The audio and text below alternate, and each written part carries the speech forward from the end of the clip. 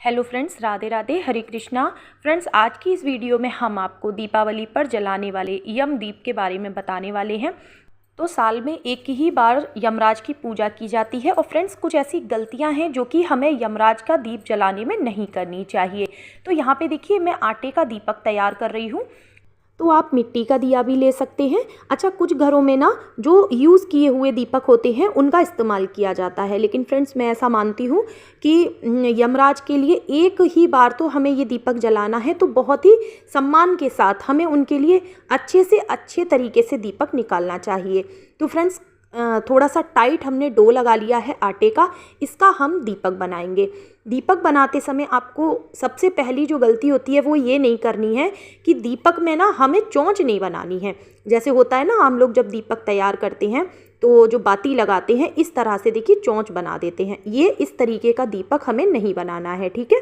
बिल्कुल आप गोल दीपक बनाएं।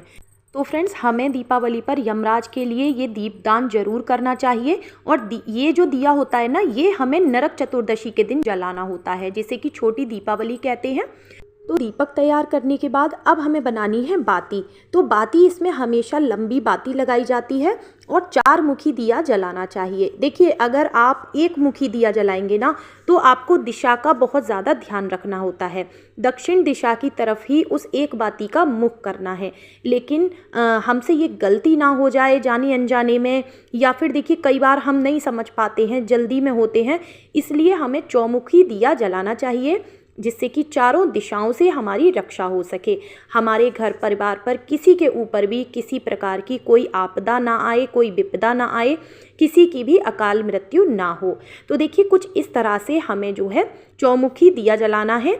अब मैं आपको कुछ सामग्री दिखा देती हूँ हमें क्या क्या चाहिए। तो सबसे पहले देखिए फ्रेंड्स, हमें चाहिए सरसों का तेल, और पूजा करने के लिए हल्दी, कुमकुम, 1 लोटे में जल चाहिए। थोड़ा सा हम आटा ले लेंगे जिससे कि हम चौक पूर लेंगे। और देखिए, अगर आपके यहाँ मिट्टी का दीपक इस्तेमाल होता है तो आप मिट्टी का भी ले सकते हैं, ठीक है।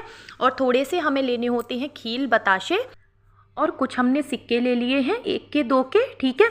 और इसके बाद थोड़े से हमें लेने हैं चावल। तो जो चावल आपकी किचन में यूज़ होता है वो ले सकते हैं, ठीक है। उसके बाद थोड़े से हम यहाँ पर पुष्प ले लेते हैं। पुष्प ना हो तो भी आप उनके बगैर पूजा कर सकते हैं।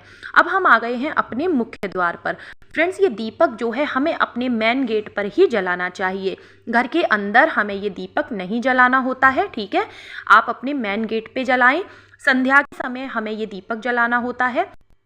तो सबसे पहले आप अपने दरवाजे की अच्छे से साफ़ सफाई कर लें, ठीक है। हल्का सा आप पानी से वहाँ पर पोंछ भी सकते हैं। और उसके बाद देखिए, हमने आटे से यहाँ पर बनाया है स्वास्तिक।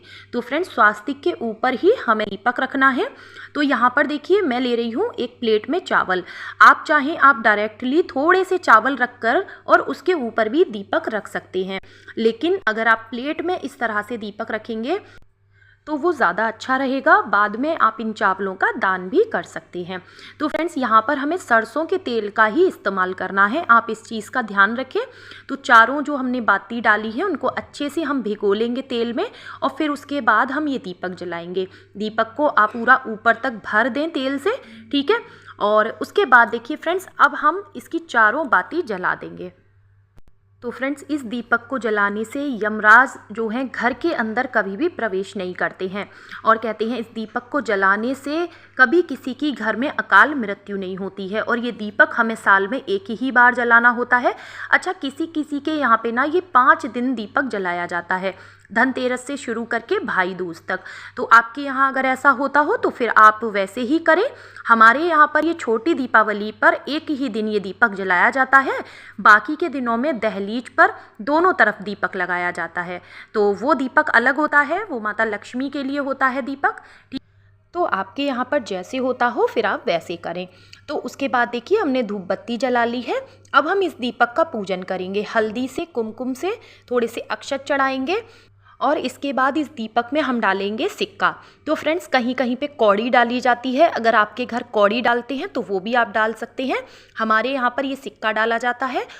और उसके बाद हम खील और बताशे का भोग लगाएंगे। तो दीपावली की पूजा में खील और बताशे का बहुत ही ज़्यादा महत्व होता है और हर पूजा में खील बताशे का भोग ज़रूर से लगता है। उसके बाद देखिए हम पुष्प अर्पित कर देंगे।